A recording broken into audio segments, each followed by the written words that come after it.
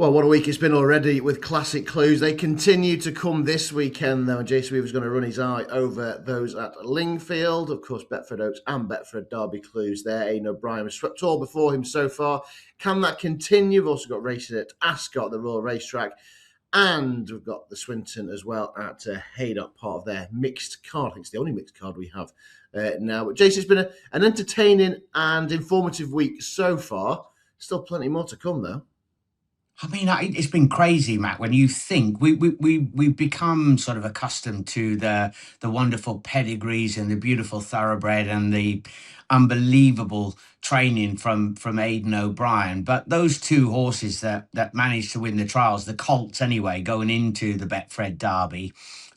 People were trying to make comparisons between the two, Constitution, River, and Benvenuto. But to be honest, they probably would have won if they had ran in each of those races anyway, regardless of distances, which is quite remarkable. So he's able to open them up and spread them around a little bit and find which one comes to the top of the pack. Was interesting, wasn't it? Did you see the way that Benvenuto was really sent about his business, whereas Constitution had a bit of an easier time of it? So, maybe different plans for different horses. Could well be. Are they Epsom bound? Are they Shanty bound? Certainly Benvenuto Cellini looks to be heading to the Betfred Derby. Constitution River is up in the air. We'll have a look at the Lingfield Derby trial in a second. We'll come to that. We'll start with the opener there.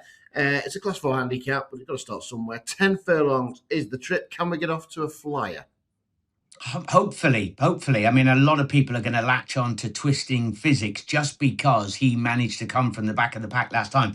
But he was very, very keen. Remember, 1.25 miles on the round track here, completely different to what he galloped around at Newbury and was able to close off. You won't be able to come from the back of the pack like that. And what happens when you change the tactics and they're keen?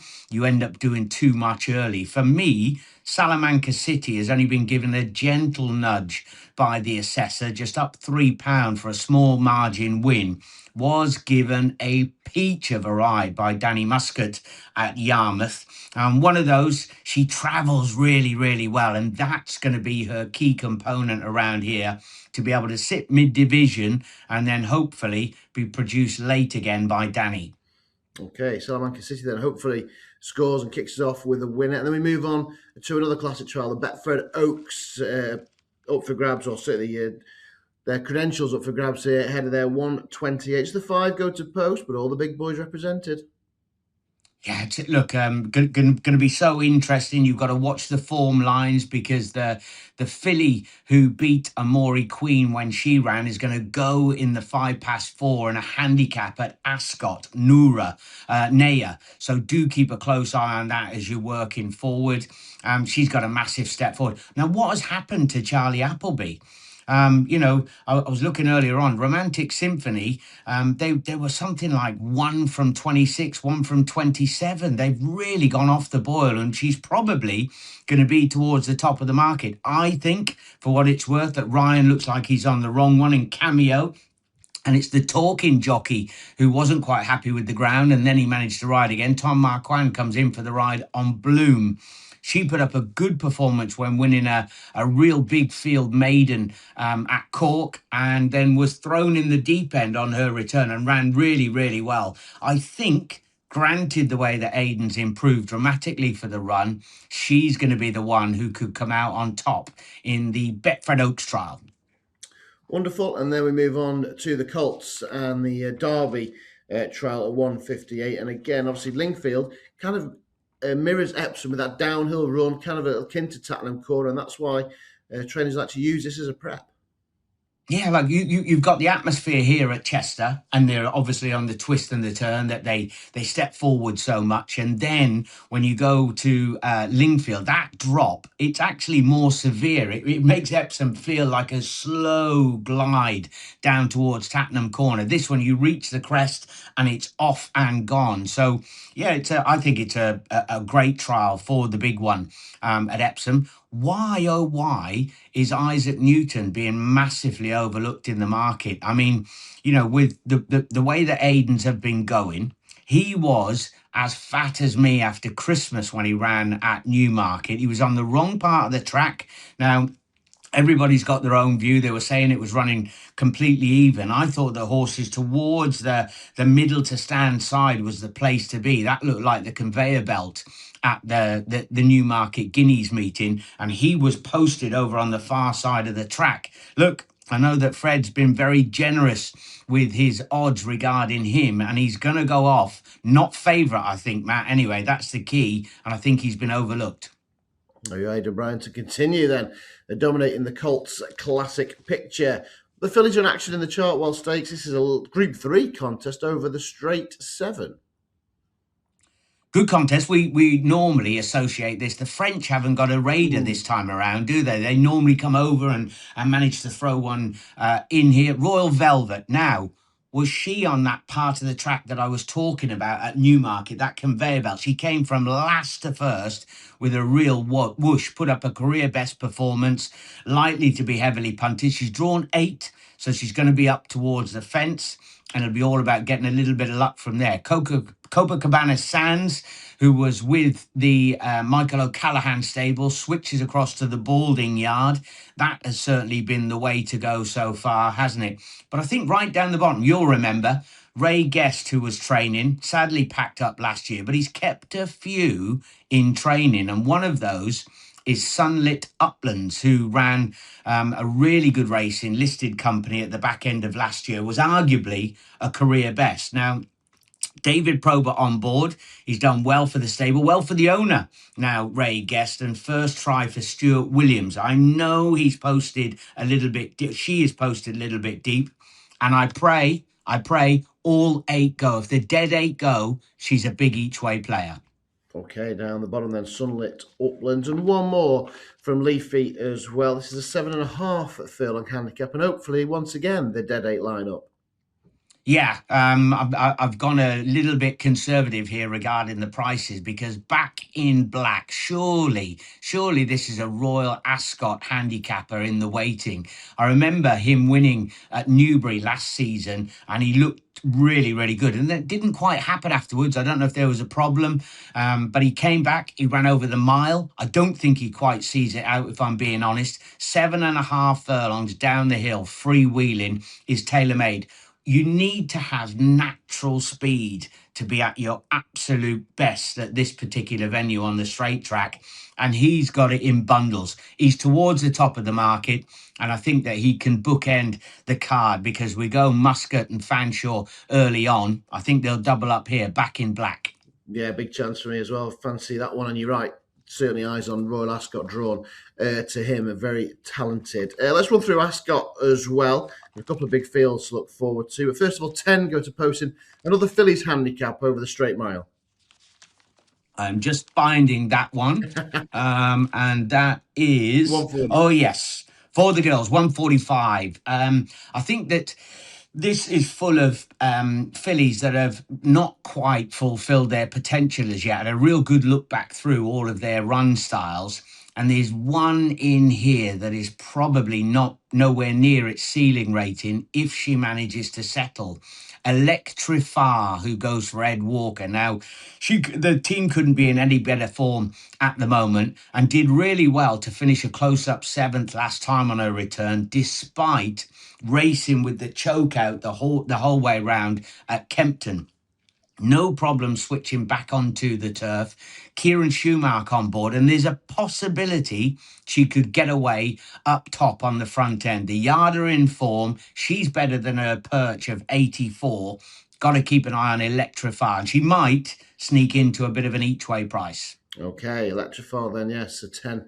Hopefully head to post there. And then massive field in the Victoria Cup. We love it. Big field handicaps. It's what we love to see. Couple of darts for you? Oh yeah, definitely. And they're drawn a little bit away from each other as well. Both pretty decent prices. Now, Alto, who goes for Ian Williams and Nicola Curry, sort of mid-ish pack towards the inside position in stall number 11. He just loves the hustle and bustle of a big race. Talk about an unlucky horse who bumped into some superstars last year from the Haggis team, and that sort of made him pay the price for it later on in the season. He went really well fresh, brilliant runs in the Bunbury Cup and all those. He was behind Bullet Point, some really well handicapped horses. And he comes back on a realistic mark and a good ride for Nicola Curry down towards the bottom of the weight. So he's got to be a player.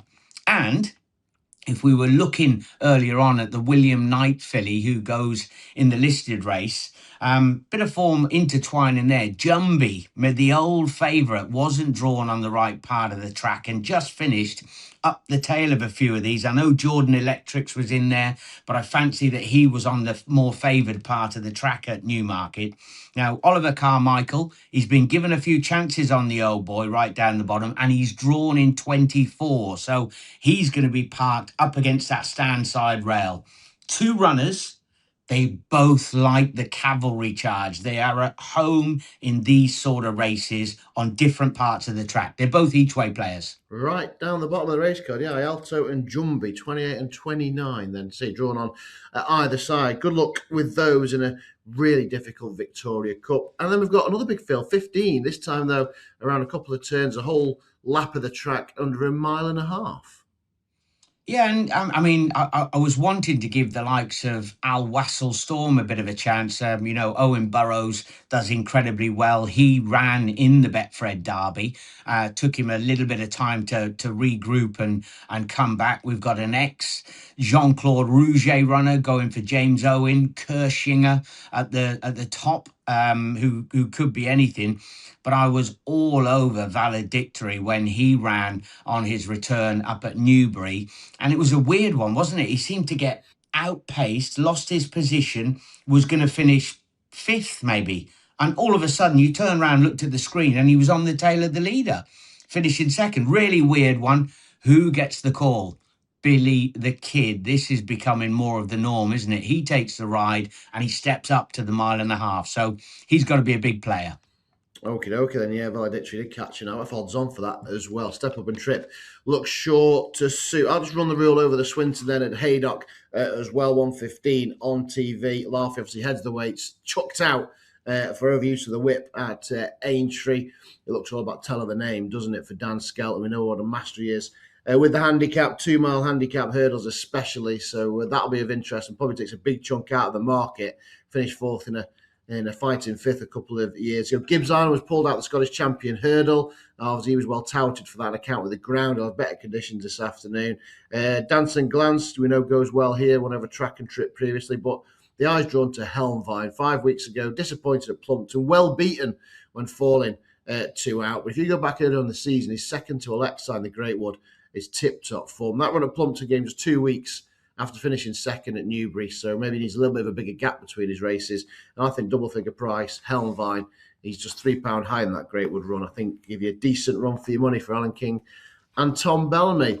There we go, 9 races in the ITV cameras, a bumper day, classic trials, big field handicaps, bit over the jumps as well. Jason, what would be your best bet of the weekend, please? What sort of price, Matt? I know I'm putting you on the. If we go for the Betfred, the horses that are going for the colt trial, trying to head into the Betfred Derby, is Isaac Newton going to be a fair price? That's going to be the angle in. I'm looking for something at a little bit of value for the team. Obviously, we think Valedictory is going to win, but Isaac. Well, how does Isaac sit in the market at the moment? Well, he's 7-2 for. Oh, it's a gift. It's an absolute gift. It's a thing of beauty. That's a whoop. Let's have a little swing there. I like that. And if he wins, I don't think the 66 for the Derby will be around. No. Listen, that's going to be the key, isn't it? All of this is chopping and changing and everybody jumping to the head of the market. You've got to be aware the likes of Pierre Bonnard was so big and ran on the wrong part of the track at Leopardstown when we saw him. They're all gearing up. All roads at the moment lead to Epsom and the Betfred Derby, and there will be a lot of changes between here and then. That is amazing that he's that big for the Derby. Isaac Newton then for Jason, of course, Derby trial, Oaks trial at Lingfield. Then we've got Leopardstown Saturday. We've got York with the Muso and the Dante. You're right, all roads leading to Epsom. We'll have a much clearer picture in around about 7 days' time. Right, thanks to Jason. Been a busy week for him at Chester. Appreciate your time to look over Saturday's card. And wherever you are back in this weekend, the very best of luck.